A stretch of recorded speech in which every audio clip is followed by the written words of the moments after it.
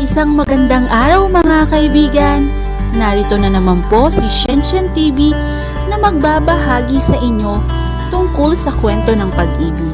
Pero kung bago ka pa lamang sa aking YouTube channel, paki-like lang po ng ating video, paki-click na rin ang subscribe button at ganon din ang bell icon para lagi kayong updated sa mga paparating ko pang mga uploads. Chapter 3. Hindi ko pwedeng iwan sila mama at papa.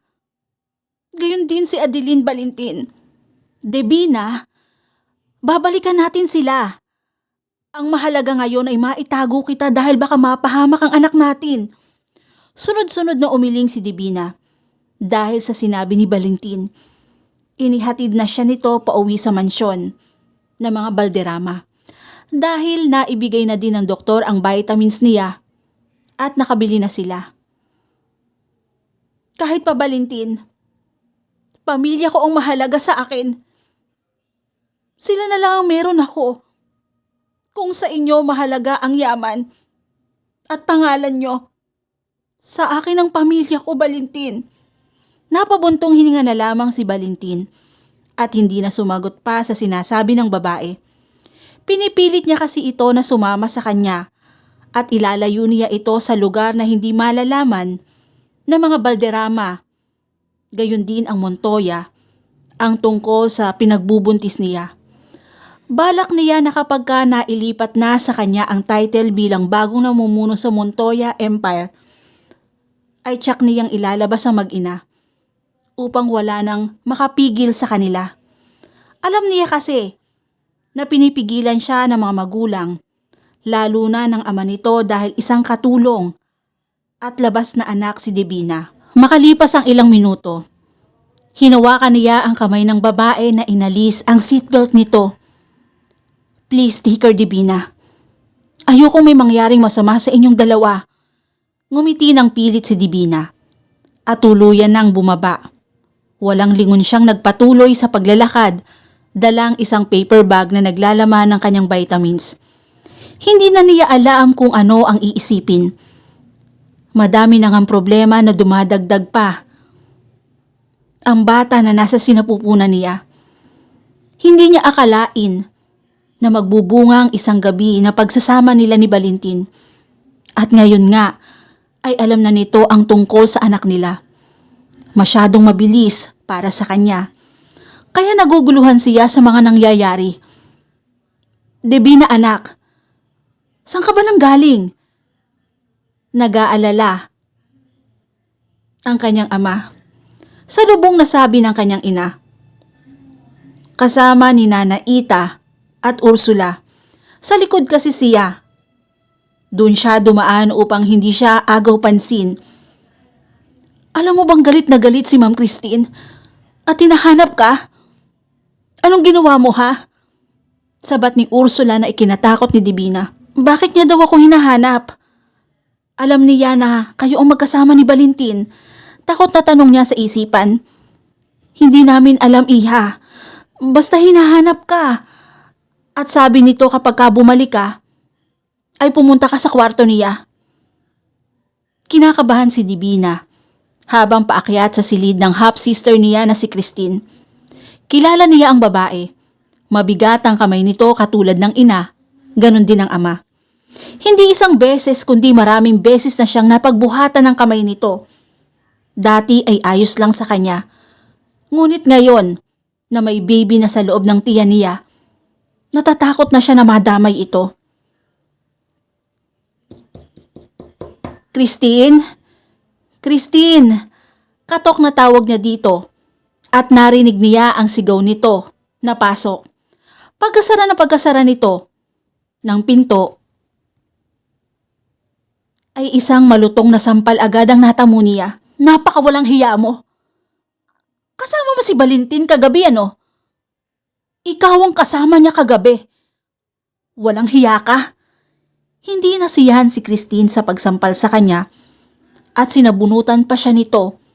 Pero dahil takot siya na kung ano ang mangyayari sa anak ay agad nitong tinulak palayo na ikibinagsak nito sa sahig.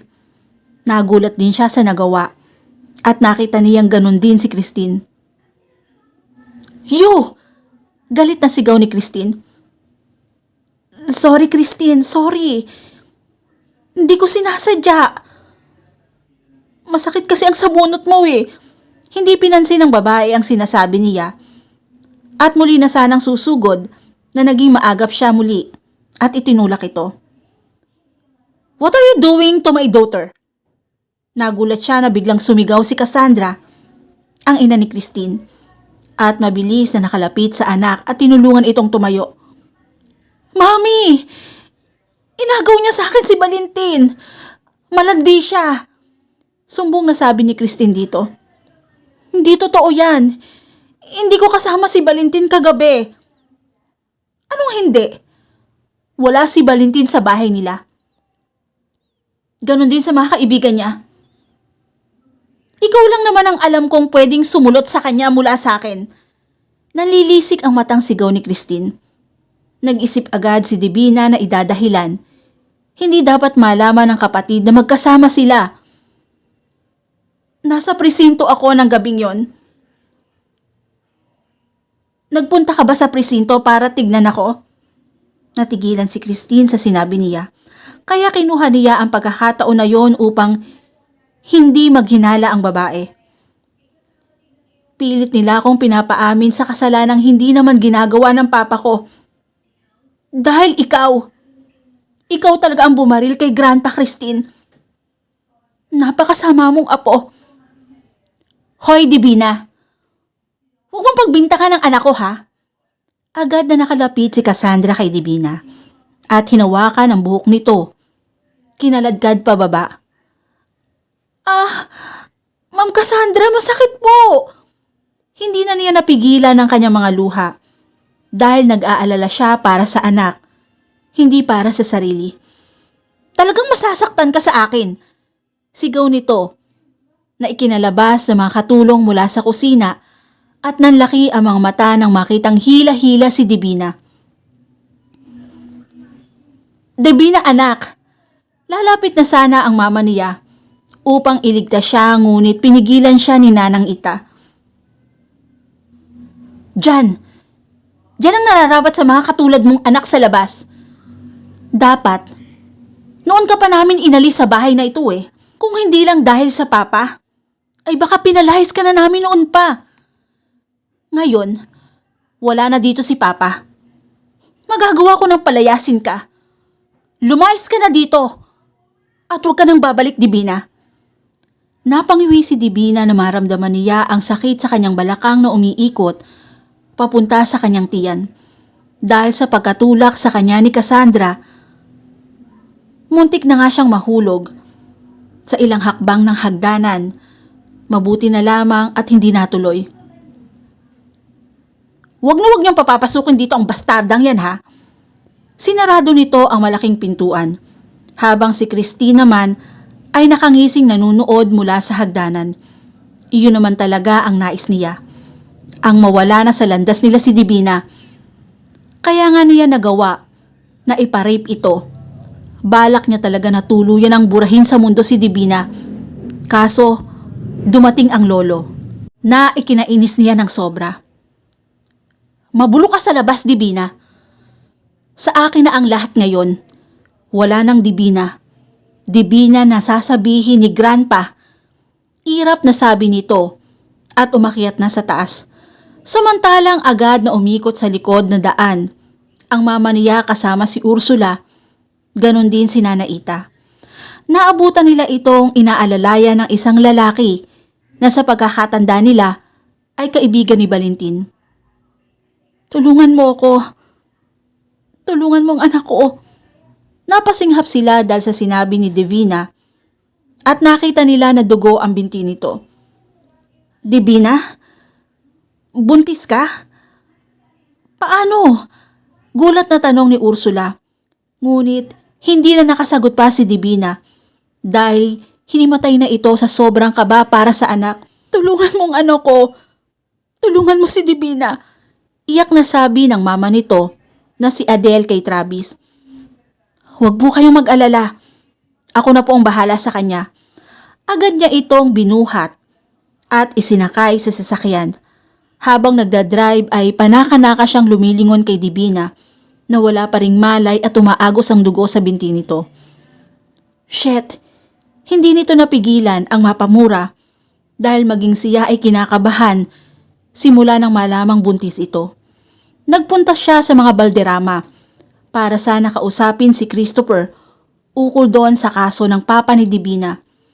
Maging siya ay hindi pinapatahimik ng konsensya dahil alam niya na wala itong kasalanan. Tama ang kaibigan nito si Valentin.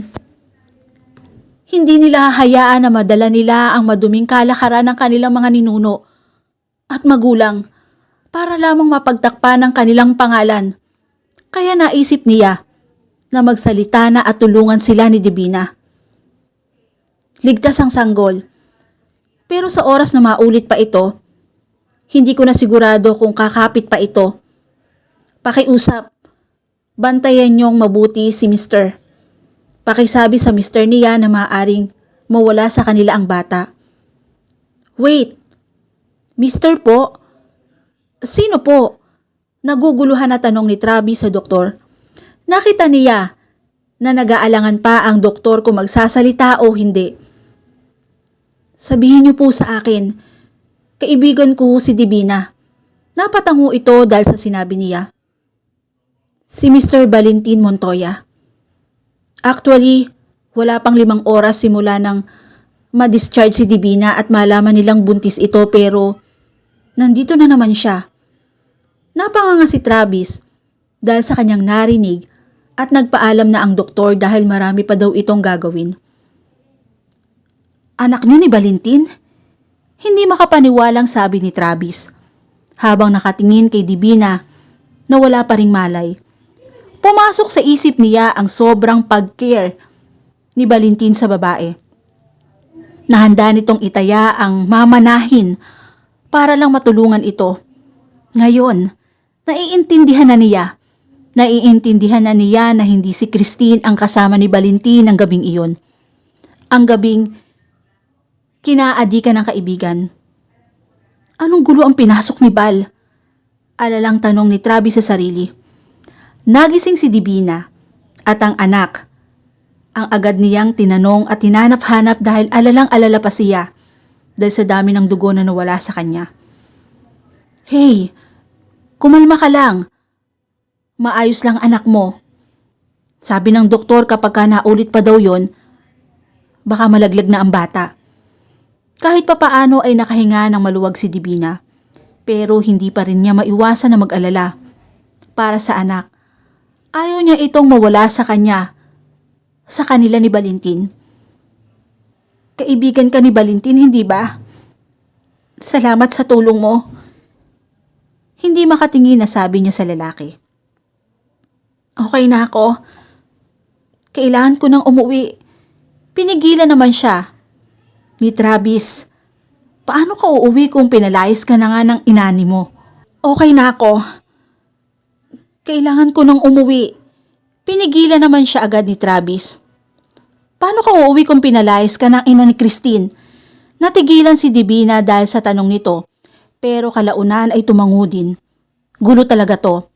Ng problema na sabi ni Travis sa kanyang isipan. Si Valentin. Siya ang ama niyan, hindi ba? Gulat na napatingin si Divina sa lalaki. Wala naman siyang sinasabi dito tungkol sa ama ng anak niya. Kahit sa mama niya ay wala rin siyang sinasabi. Sinabi sa akin ng doktor, wala siyang nagawa kundi ang tumango na lamang. Nagawa ko yon dahil sa mama ko. May sakit si mama. At kailangan ko ng malaking pera. Si Sir ang nilapitan ko dahil nahihiya na ako kay Grand. Sa daddy ni Sir. Sa palagi niyang pagliligtas sa akin kapag inaapi ako ng pamilya ng anak niya. Kaso, kapalit nun, ay ang pagtabi ko kay Valentin. Wala naman akong choice kaya ginawa ko yon. Pero wala din palang silbi. Dahil nalaman ni Valentin na ako yon. Hindi mo talaga mauutakan si Val. Matalino pa sa matalino yon. Natatawang sabi ni Travis na ikinatingin niya muli dito. Tutulungan kita, Divina. Tutulungan kita na makalayo dito. Umiling siya. Dahil sa sinabi ng lalaki. Huwag na. Bukod sa nakakahiya, ay sinabi sa akin ni Valentin na handa niya akong ilayo. Huwag mong sasabihin sa kanya ang tungkol dito, ha? Papayag ako sa gusto niya. Para sa baby ko. Ayoko na mapahamak siya. Pero Divina, malaking gulo sa oras na mahuli kayo. E di doon mo na lamang kami tulungan. Tulungan mo kami para hindi mahuli, para makalayo kami ng anak ko. Divina, anak, sigurado ka na ba dito? Nag-aalalang tanong ni Adele sa kanyang anak. Ma, ayokong iwan ka dito pero ito na lang ang alam kong paraan. Para hindi madamay ang anak ko. Babalikan kita, Mama. Babalikan kita ng palihim para maisama ka at itakas. Sa isang buwan, babalik ako. Pauhupain ko lang ang gulo para makuha ko kayo, sabi ni Divina habang inaayos ang kanyang gamit. Ngayon na ang oras para sa paglayo na napag-usapan nila ni Valentin. Pagtapos na nangyari, kay Divina ay agad niyang kinontak ang lalaki at sinabing handa na siyang lumayo. Tuwang-tuwa naman si Valentin sa nalaman at agad na nagplano para sa paglayo niya. Samantalang si Travis naman ay naging totoo sa kanyang salita at hindi sinabi sa kaibigan ng pagkaka-ospital niya. Saktong 2:00 ng madaling araw, ang oras na pagkikita nila sa park kung saan sila unang nagkita, sa gitna ng daan. Iha, mag-ingat ka. Alagaan mong mabuti ang anak mo, ha? Niyakap naman ni Divina, si Nana Ita, at ginantihan naman ng dalaga. Ganon din ang ginawa ni Ursula at maging si Adeline na kahit papaano ay nakakausap na niya ng maayos. Ate, babalikan mo kami, ha? Ngumiti siya kay Adeline at niyakap ito ng mahigpit. Ayaw niya na umiyak sa harap nito dahil alam niyang malaking trauma ang mayroon ang kapatid niya. Kung kaya agad na siyang umalis matapos ang yakapang yon. Walang lingon siyang lumabas sa mansyon ng mga Balderrama at tahimik na ang kalsada ang sumalubong sa kanya. Pinahid niya ang luha sa kanyang pisngi. Ayaw niyang mahiwalay sa mga ito, ngunit wala siyang magagawa. Habang tahimik na naglalakad, ay nagulat siya na mayroong nagtakip na panyo sa kanyang bibig. Sinubukan niyang sumigaw at humingi ng tulong ngunit naging dahilan lang iyon para malanghap niya ang kakaibang amoy na siyang ikinatulog niya agad. Patingin-tingin si Valentin sa kanyang relo habang kinakabahan. Kanina pa kasi hindi dumadating si Divina. Hindi ugali ng babae na hindi sumipot sa kanilang usapan. Sa 1 linggo na lumipas ay mas nakilala niya ito at ang mga simpleng kilos nito ay kabisado niya. Kaya nag-aalala na siya dahil wala pa rin ito. Mukhang may hinihintay ka yata. Gulat na napatingin siya sa nagsalita at nakita niya doon si Christine, kasama ang kanyang ama. Hinihintay mo ba si Divina? Hindi na darating yon. Napaatras siya dahil sa sinabi ni Christine at palipat-lipat ang tingin sa ama na seryosong nakatingin sa kanya at walang mababakas na kahit na anong emosyon. Anong ginagawa niya dito? Darating si Divina. Natawa si Christine sa sinabi niya at sinaboy sa kanya ang napakaraming pictures. Yan! Yan ang patunay na sa ibang lalaki sumama ang pinakamamahal mo. Sinamaan ng tingin ni Valentin ang babae at hindi kumilo sa kanyang kinatatayuan, ngunit nang mahagip ng kanya ang isang larawan, ay natigil lang siya at wala sa sariling dinampot yun. Si Divina to Habang papasakay sa isang van, akay-akay siya ng isang lalaki habang suot nito ang isang bag na siya mismo ang nagbigay upang paglagyan ng gamit nito. See? Masyado ka kasing bulag, Valentin.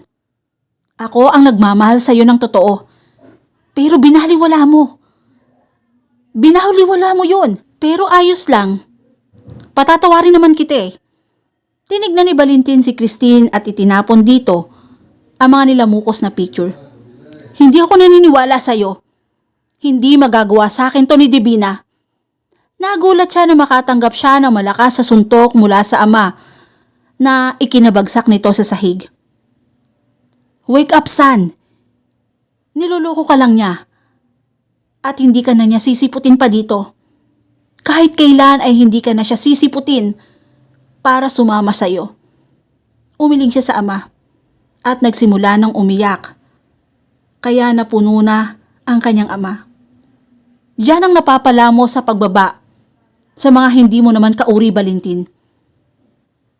Kailanman ay pera lang ang habol sa atin ng mga mahihirap. Huwag na huwag kong malalaman na nakikipag-ugnayan ka sa mga mababahabang uri, Valentin. Dahil sa oras na malaman ko, itataboy na kita sa pamilya. Nagising si Divina dahil sa kaibang piling sa kanyang balat at laking gulat nang makitang nasa damuhan siya. Agad siyang napabangon at inalala ang nangyari. Si Valentin, dali-dali siyang umalis sa kinalalagyan at pumunta sa park, ngunit wala nang Valentin doon. Valentin? Valentin, nasan ka? Sigaw na tawag niya dito, ngunit iba ang sumagot. At talagang nag-expect ka na sisiputin ka ni Valentin, ha? Christine, naglakad ito sa kanyang harapan. Ang kapal talaga ng mukha mo para mangarap na maging mayaman. Katulad ko. Umiling siya sa sinabi ni Christine at nagsimulang umiyak. Natatakot na naman siya para sa kaligtasan ng anak niya. Hindi totoo yan, Christine. Gusto ko lang umalis dito at magpakalayo-layo dahil ang sasama ninyo. Natawa ito sa kanyang sinabi. Di lumayo ka mag-isa. Naniniwala ka talaga sa sinabi ni Valentin, ha? Na dahil sa sinabi niya, na mahal ka niya? Hindi totoo yun. Ang totoo, ako ang nag-utos sa kanya na paasahin ka. Sige nga, paano ko nalaman ang plano niya? Ninyo, kung kayong dalawa lang ang nagkakaalam. Tuluyan ang napaupo sa damuhan si Divina dahil sa panghihina ng kanyang tuhod at umiiyak na sobrang lakas. Sa susunod kasi, alamin mo muna ang lugar mo, Divina. Pinanganak kang hampas lupa. Habang buhay kang magiging hampas lupa. At dito na po natatapos ang chapter 3 ng aking kwento. Muli po, maraming salamat po and God bless all.